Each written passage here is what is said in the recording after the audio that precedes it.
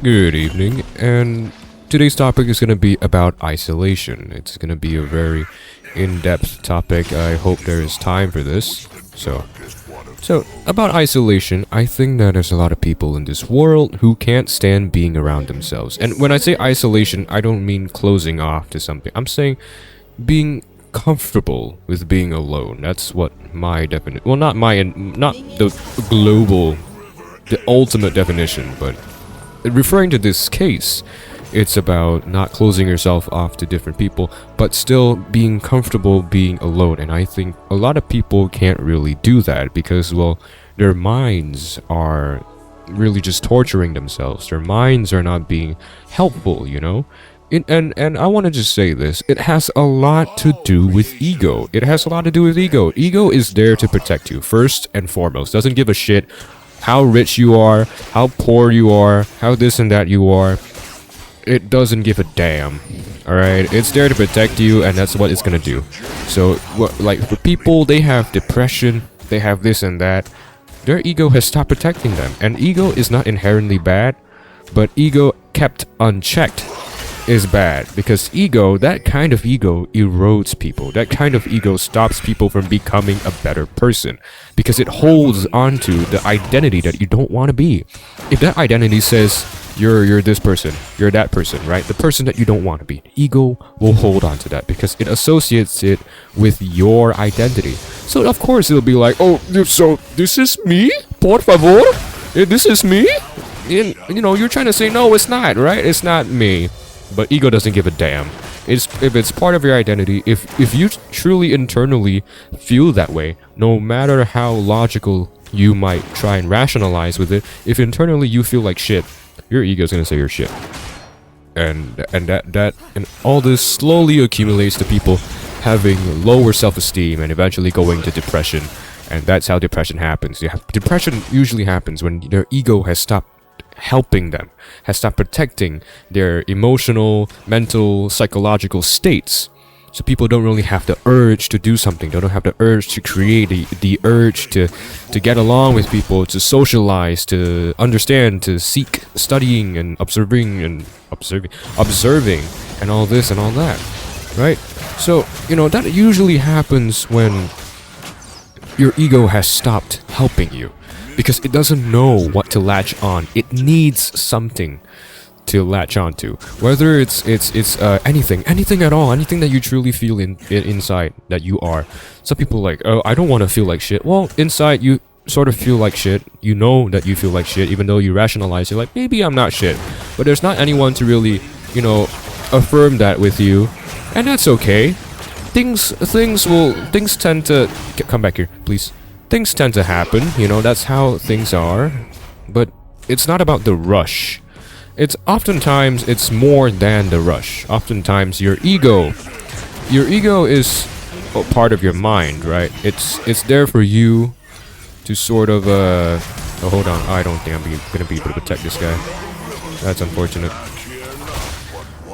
But, you know, ego is there for you to sort of remind it as you go on, as you change, as things happen to you. You know, ego is there for that. It's the same principle that your brain uses to internalize habits. It's the same reason. It's the same method. It's the same everything. You can't really have that without, you know, memorizing. Ego is there, and it works on consistency, and it works on constants, and that's what it is, right? So, if you truly want to get rid of your ego, well, don't. Your ego is there to help you, again. But there is a way to stop yourself from associating and protecting what you find is false. And what you find is false can be eroded. And it's the hardest way. There's no easy method for ego. Ego is like a really hard chain that gives you an ultimatum, right? Because if you want to disassemble your ego, it's basically saying disassembling your pride, your identity. It's something that's really tough and harsh and terrifying and weakening. Has a lot of weakness, a lot of vulnerability, right?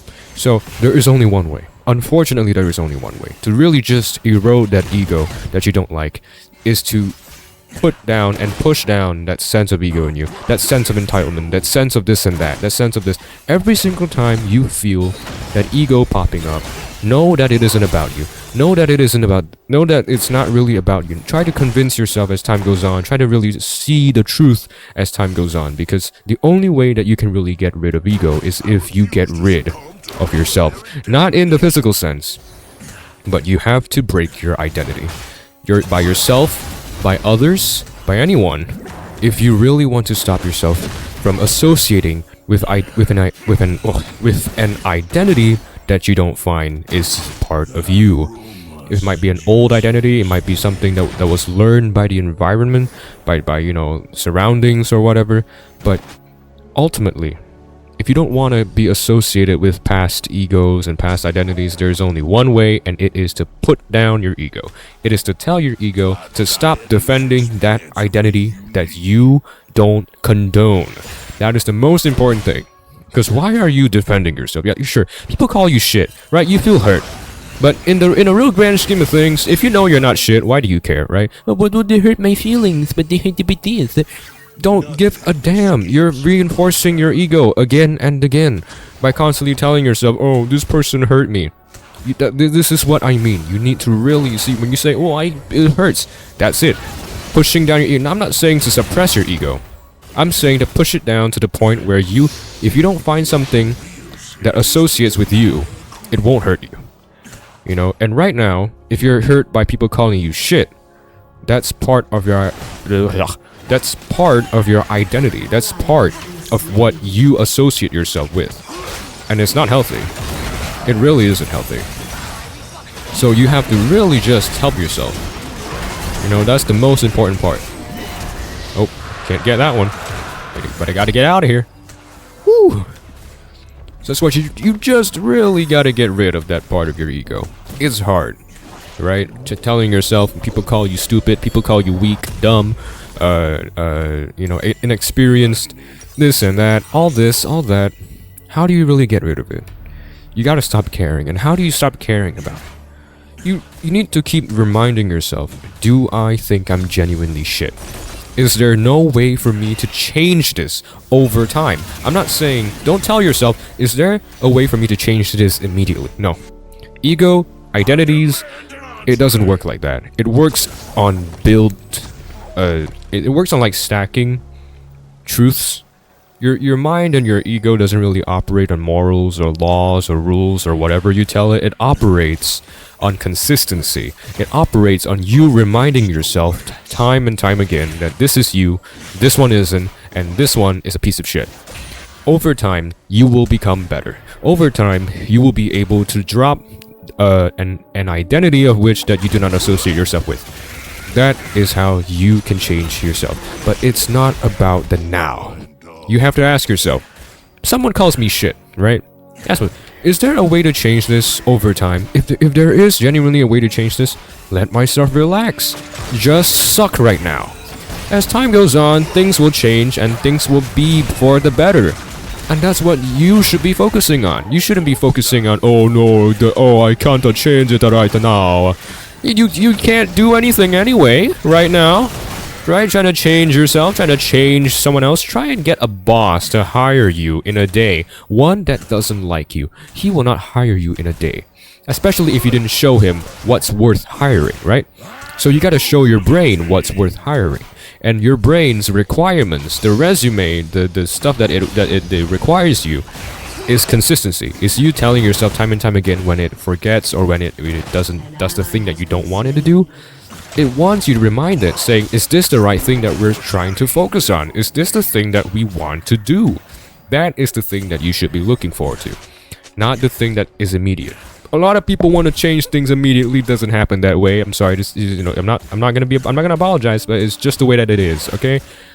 Things that are immediate are often temporary, and life is impermanence, not permanence. That's why people die.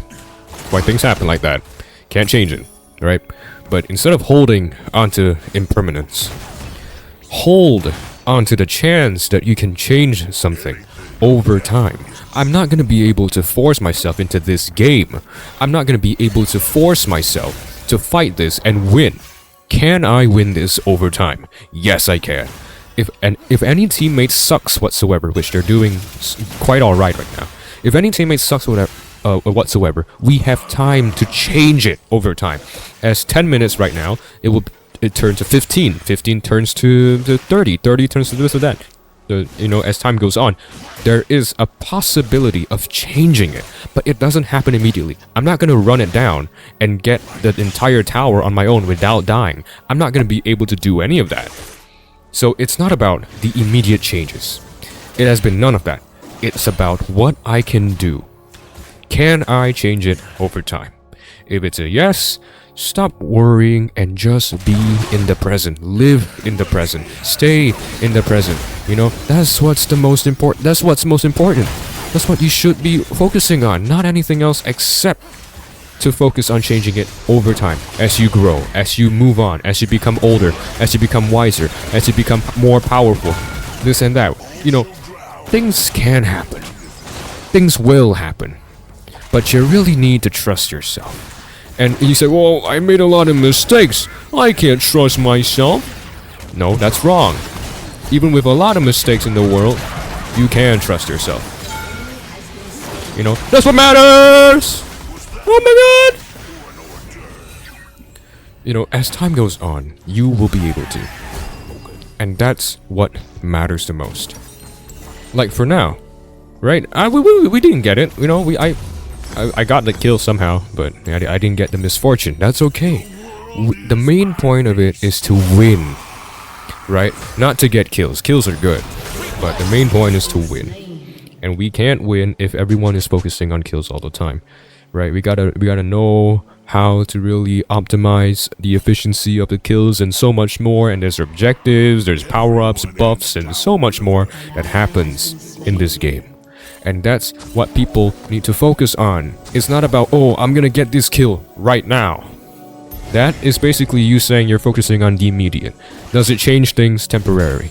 Yes, it does. Temporarily, it changes things. But does it change things over time? Does it make you win? Does it make you better? Does it make you this way? Does it make you that way? If it doesn't, stop worrying.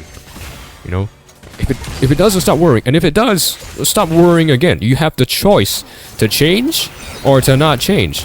That's the main parts of it that matters the most. And worrying about something won't change anything because, well, you're not really focusing on what can be and what can't be. You're focusing on too much that doesn't matter in this world. You're not living your life. And about trusting yourself.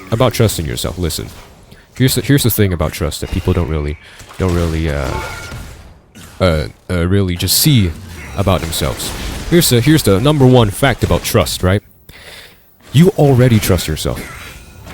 That's a surprise, and that's also a confusion. What do you mean I already trust myself? Your brain, your rationalization, don't trust you, but your body trusts you.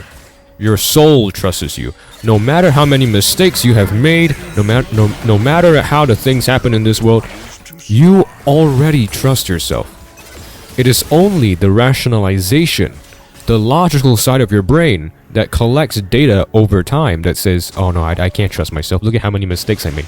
If you never have that part of you, you would never have said that to yourself. You would never have done that to yourself. You would never have said, oh no, I can't trust myself because of this or because of that. You wouldn't have said any of that. Because your body trusts you already. You are just you're focused on the pain. Too much so. To really just be able to just, understand. And that's the most important thing. You already do it. You already trust yourself. You have trust. And that's what matters. That's the thing that matters more than anything else. Oh, look at that, baby. Oh, that's unfortunate. Come on. Yes, nice. You already trust yourself. You don't trust yourself enough to see it at the moment. You need to trust yourself enough. And I think that's what matters the most. Because people can do so much more if they really just allowed themselves to be. They allowed themselves to become a better person. They will be able to understand that their mind, their bodies already trust themselves. That they already earned their trust. Their trust never left. Not once in your life do you think that the amount of mistakes you made, as irredeemable as that may be, your body doesn't give a damn if you've killed someone. If you've done this, your body doesn't give a damn. It's your mind. It's your mind that has lived in society and tells you that you have done something wrong, something morally wrong, something that crosses our mind's boundaries. Your body doesn't have any boundaries. Your mind sets boundaries. And your mind is a very complicated system that should not be taken for granted. So when you tell yourself, I don't trust myself, over time your mind insinuates that and it keeps it in your mind again and again and again, repeating it over again. And slowly, you feel like you've lost your self-trust. You feel like you don't have it anymore. But in reality, your body doesn't give two shits whether you trust yourself or not. It trusts you. If it doesn't, it wouldn't live. It already does. It doesn't give a damn how you feel, how this and that feels, because you already trust yourself. That is the most important thing that you should be focusing on. It is to see the trust within you, not to be like, oh no, I don't trust myself though. I don't believe this though. You know, that's not the thing that matters. Things that matters is you seeing.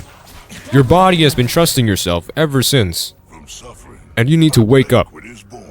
Because when you realize that you have always held the trust in you, then you wouldn't have made so many mistakes. You wouldn't have broken and demonized and diminished and abandoned yourself. Because people, you know, they have a way of rationalizing. And oh, you know what, if it's broken, just break the entire... You know, what matters? What does it matter? Break the entire thing. It matters because you are important. Your boundaries that you set for yourself, this and everything else that happens, you know, that's what matters. That's the entirety of it all. You know, and you as a person should be able to recognize that. Otherwise, you're not going to be able to improve. You know, you're not going to be able to fight on to become the better person that you know you can be. And it's part of what you know. It's part of what you think. It's everything that matters in your life. You know, it's this and that.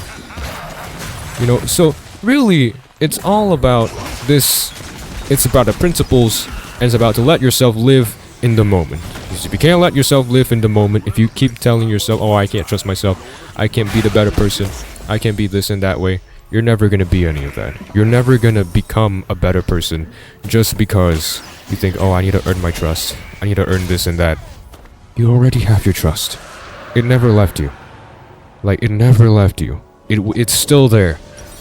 There are just things that you don't notice about yourself, about what your body lets you do, about this and that, about what your mind tries to tell you about trust. Like, hey, you know, maybe if we do this, and then you think to yourself, oh, well, no, that's a stupid idea. What? I'm gonna just do this? There's no things in it because it trusts you. It trusts you with the random thoughts. The random thoughts are just suggestions, okay? No matter how much it repeats in your mind, it's just a suggestion. Sometimes it's a strong suggestion. Sometimes it's like, you know, they're telling you like, oh no, you know, this is a pretty great suggestion. You know, no matter how much you say, oh no, it's not. It wants to suggest. It wants to show you more. It wants to be like, hey, have you ever considered this? Sometimes your brain is annoying that way, and that's okay. Doesn't have to mean much. You know, you are not the thinker of thoughts. It's not what happens. A lot of people think of thoughts. The mind is the thinker of thoughts. You are the chooser of thoughts. You choose what thoughts are part of you, or not part of you.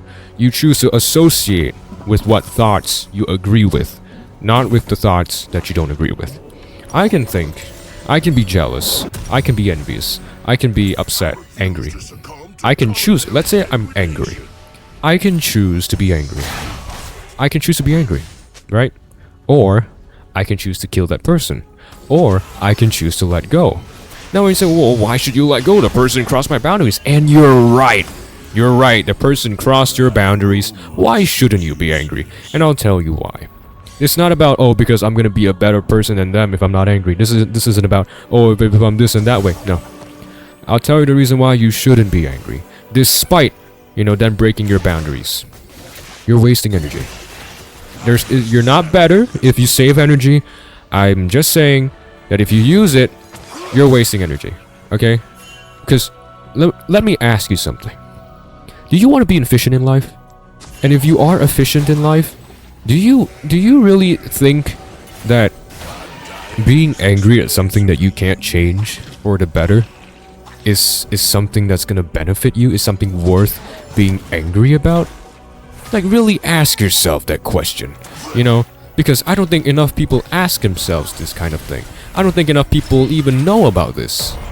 And that's the thing that you really just want to think about. I lagged here, but it's fine. That's what matters the most. And people should really just be able to think more. Be able to say, hey, yeah, this maybe doesn't benefit me. I don't need to get mad at this. Like, sure, we're losing, right? If I get mad at that we're losing, what's gonna benefit me? A short-term feeling of me going, you guys suck ass, you guys are this and that. It's not helping anyone. In fact, the team morale is worse because of it. It's not better because of it. It's worse because you're flaming everyone, and everyone doesn't feel good anymore. They feel terrible as they sucked, but now they're feeling even worse, right? So when you really think about it, it's not about being better. It's about what you gain. And from what I say what you gain, I don't mean for you to go, oh, I can gain much. I can gain so much. You just need to see what to gain. No. You need to go look at your boundaries. If you don't have any, set them for yourself. Set boundaries, principles, standards, values, core values. Set all of those for yourself. And I want you to use those boundaries. Use those principles that you set for yourself. And I want you to really just, think. Really just think. Just take a moment, to think. Is this gonna violate my boundaries? And is this gonna waste my energy? Because, like, what? You're sad, right? Grief. If you're sad, grieve for a moment. Allow yourself to be sad. Sadness should be embraced, but it should not be shown to people who will weaponize it. Do not show it to people who will weaponize your sadness against you. That's rude, right? You're being vulnerable and they're weaponizing that against you. It's not right. But you are allowed to be sad. You are allowed to feel sadness. You are allowed to feel a certain way or another. It's okay. It's not wrong. It's alright. And it's perfectly fine. But what you are not allowed to do is to give and to direct the emotion outwards, especially when it harms others. Sadness. How will sadness harm others? Some people who aren't aware, some people are very sensitive to sadness. They want to help you, right? So when they see sadness, they want to help you. And sometimes people can feel like it's sort of like taking advantage of them, It's not really them in general, and that's what matters. So when you're really thinking about all this, when you're really just, thinking about all this, it's about your boundaries. It's about what you can't accept. It's about how you'll be able to do it. It's about everything that matters in your life. That's the thing that matters the most, right? You can't change your identity and your ego immediately. It doesn't happen that way.